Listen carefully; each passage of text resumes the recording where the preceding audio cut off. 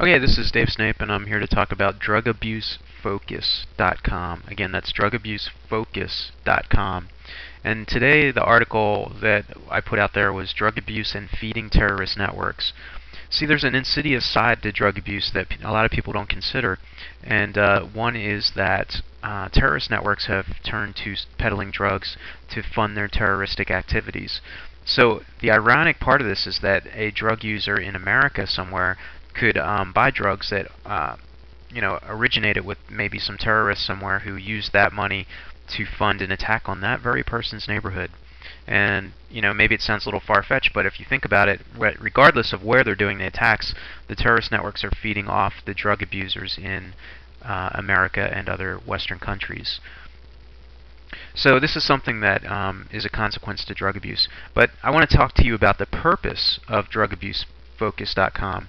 And Drug-Abuse-Focus.com was created to be a warehouse of stories of people who have either used drugs or stories that you know about people. These are anonymous stories. We don't name any names, and we take out the details of places and events, or we ask that you change them before you submit them. And the purpose for this where our database of stories is to inspire and motivate people. And it doesn't matter whether the stories are good or bad. If it ends in tragedy, so be it.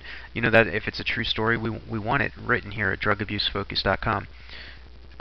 If it ends in tragedy, that's a motivation too, in a sense, for the people that come to this blog and read about it. And this is not just for drug users, but also for people that love drug use or a drug addict, and they want to see that person stop, or they want to find some inspiration or some hope.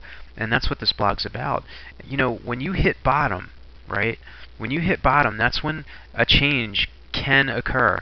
That's when the person can go, you know what, this is going to kill me, and I got to do something about this.